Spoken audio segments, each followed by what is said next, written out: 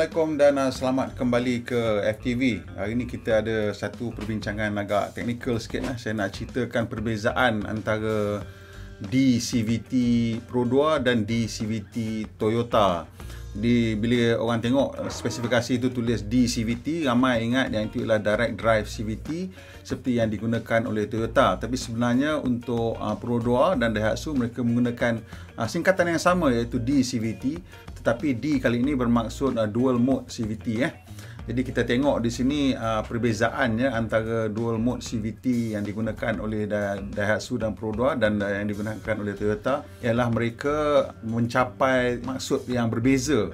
Jadi untuk CVT Pro 2 ni, ia menggunakan gear untuk kelajuan tinggi bagi mengurangkan beban ke atas CVT dan mengurangkan gegaran dan mencapai kecekapan yang lebih tinggi pada kelajuan tinggi lah. Tetapi untuk Toyota, mereka menggunakan reka bentuk Direct Drive CVT ini untuk mencapai pecutan yang lebih bagus daripada pegun lah. Kerana CVT ni dia pada pecutan mula tu kadang-kadang dia ada losses terlebih sikit sebabkan slippage lah apa benda semua, dan juga kadang-kadang dia ada renjatan dia macam snap dia macam rentak. So dia punya transmission of power dia tu tak smooth lah. Jadi mereka menggunakan gear untuk kelajuan rendah. Itu beza dia Tapi dia punya reka bentuk dia adalah sama. Kalau kita tengok secara umumnya lah daripada gambar ni, kita boleh nampak dia ada 3 main shaft lah. Iaitu saya panggil lah input shaft, output shaft dan satu idler shaft lah in between. So daripada sini kita tengok apa yang berlaku. Ini kita cerita dulu tentang Pro 2 punya, bagaimana Pro 2 punya sistem ni berlaku. Ia menggunakan kombinasi 3 teknologi kotak gear, iaitu kotak gear manual, iaitu gear tu sendiri, kotak gear automatic iaitu impeller dengan turbine di torque converter tu, dan CVT tu sendirilah. Jadi 3 teknologi yang digunakan. Jadi dalam hal ini mereka menggunakan kombinasi 3 teknologi ini dan memecahkan cara penggunaannya antara 3 ni ialah untuk meningkatkan kecekapan penghantaran kuasa lah. Dan ini ultimately ialah untuk mengurangkan penggunaan bahan api. Okey, jadi kita tengok sekarang ni apabila enjin dah hidup and neutral. Masa neutral macam biasa, torque converter akan berputar lah. Tapi pada kelajuan rendah dan masa neutral punya setting, torque converter tu dia berpusing tapi dia tidak mendatangkan sebarang kesan kepada turbine. Jadi torque converter ni kita kena tengok dia ada 2 main komponen lah. The impeller and the turbine, of course the input and output shaft lah. Jadi the impeller dan turbine ni kalau kita tengok betulnya dia terbalik arrangement dia. Impeller tu sebelah kanan, turbine tu sebelah kiri, and dia run inside out. Tapi tak apalah, saya tunjuk ni bagi senang nampak flow dia. Jadi impeller tu ialah satu, dia macam kipas lah. Kipas tu dalam tu dia berputar dalam minyak, dan minyak tu akan bergerak dan pusingkan turbine. Tapi pada neutral selalunya dia ada gap besar sikit, ataupun ada stator dalam tu yang loose, so dia tak menghasilkan cukup kuasa untuk menggerakkan keseluruhan kereta. Jadi bila stator tu dah in place, baru dia akan bergerak, membantu menggerakkan kereta, ataupun dia rapatkan sikit lah. Adalah cara dia, saya pun tak pasti yang ni menggunakan macam mana cara dia. Tapi masa neutral hanya impeller tu berpusing dan turbine tu tak bergerak lah. Jadi maksudnya tak ada power. Yang masa merah tu ada power, yang kita tengok yang biru ni semua tak ada power lah.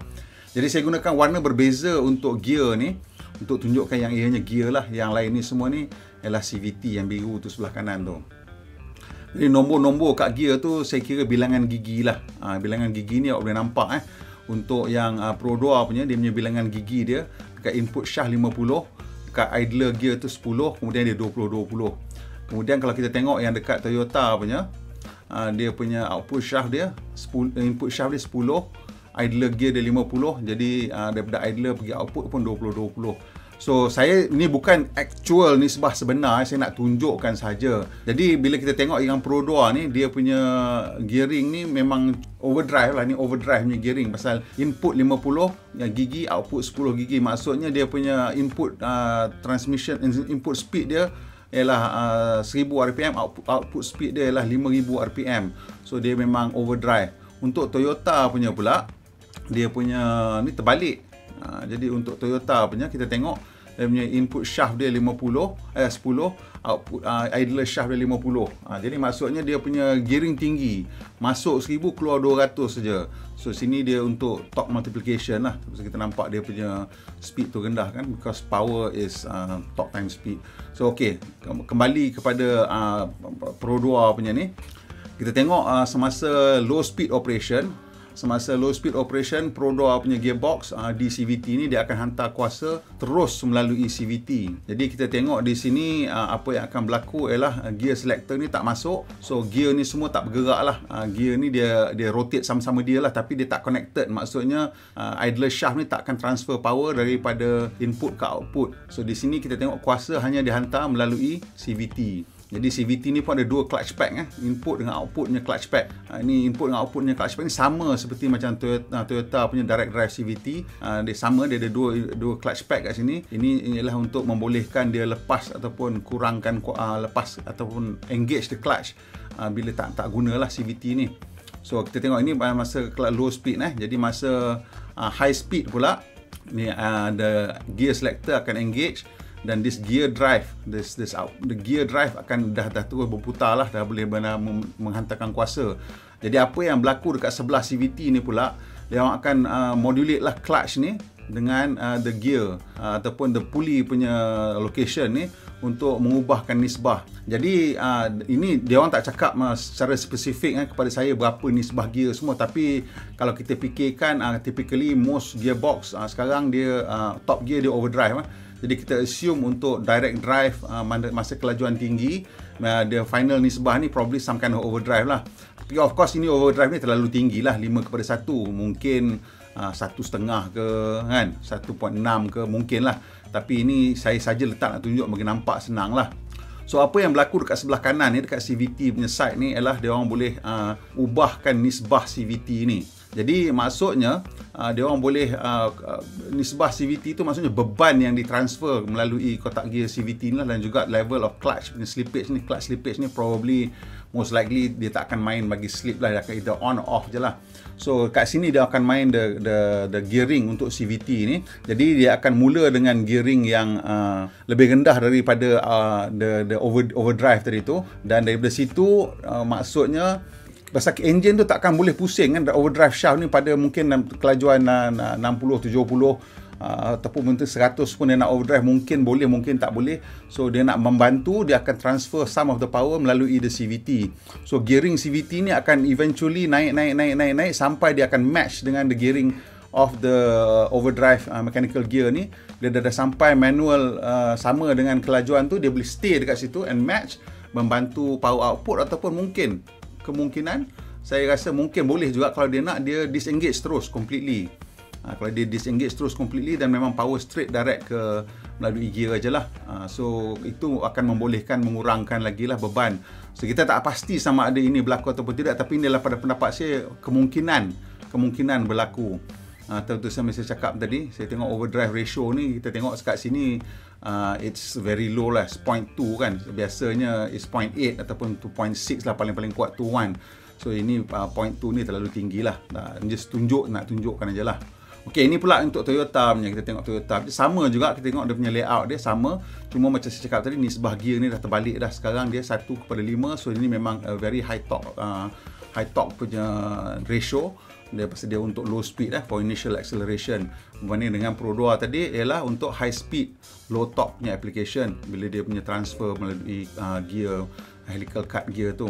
Jadi di sini pula untuk Toyota, kita tengok sama, dia punya layout dia sama, cuma input dia punya nisbah ni lah berbeza tadi.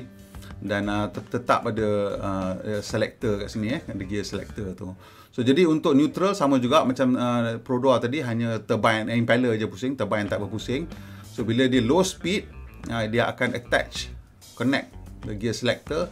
So maksudnya kuasa akan dihantar melalui the output shaft. So dia punya gearing ni saya rasa betul-betul rendah lah.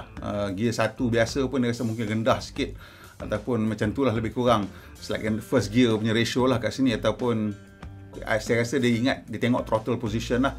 Kalau throttle position agak light, mungkin juga dia akan gunakan CVT. Tapi saya rasa ini digunakan bila throttle position tu open besar. Jadi untuk nak give stronger acceleration, dia akan engage dan so menggunakan gear ni direct lah. So untuk high speed pula, dia akan disengage the gear pasal gear ratio ni memang terlalu tinggi, tak boleh nak pakai.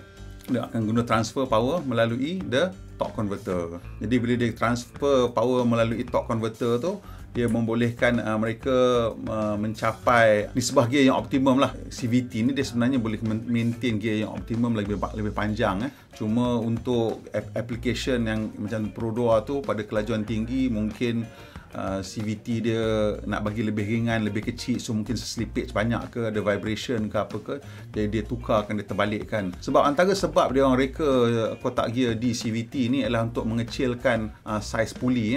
Dia puli untuk CVT ni sebenarnya besar, dia berbanding lah, pasal dia kena tarik beban yang kuat nak cengkam belt tu kan. So bila dia buat macam ni, maksudnya CVT tu beroperasi pada ketika di mana permintaan untuk tekanan, untuk grip pada belt tu berkurangan lah. Jadi tak payah design yang terlalu besar dan terlalu berat lah. Dan juga ia boleh mengubah ni jarak ni, sudut ataupun sudut V-belt ni. Jadi sudut V-belt untuk di CVT ni lebih tirus. Jadi bila dia lebih tirus, dia lebih cepat dan lebih responsif. Dan juga dia punya cara dia react because of the angle tu, dia is more responsive lah, more contact. Dan macam mana dia tengok dia ni, diagram daripada Toyota ni, kita nampak the way dia akan move tu adalah berbeza kalau dia macam curam dia punya sudut tu kan. So ini dikira boleh membantu, tapi saya rasa because of the angle tu juga menyebabkan mungkin belt tu punya tension tu tak begitu kuat lah.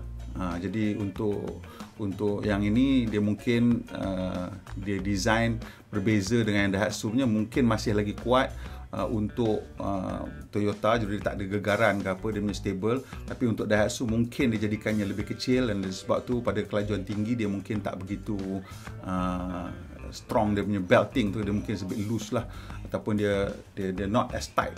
So itu sebab tu dia gunakan gear tadi tu untuk membantu so they can run a slightly more slack, ataupun nisbah gear yang tak begitu mendatangkan tekanan lah kepada belt tu, dan ini membolehkan enjin tu ataupun the whole car rasa lebih senyap.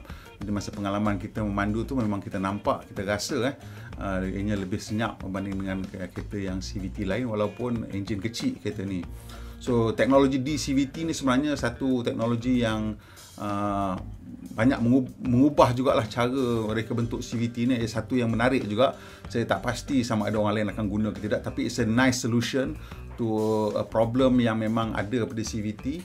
Dan yang menariknya, dia boleh gunakan terbalik. Jadi untuk Toyota digunakan gear untuk kelajuan rendah, untuk pencotan, tetapi untuk Daihatsu dan Pro 2 digunakan untuk cruising gear tu. Jadi untuk mengurangkan tekanan kepada CVT pada saat-saat berbeza dalam aplikasi yang berbeza, bergantung kepada berat kenderaan dan juga kuasa enjin.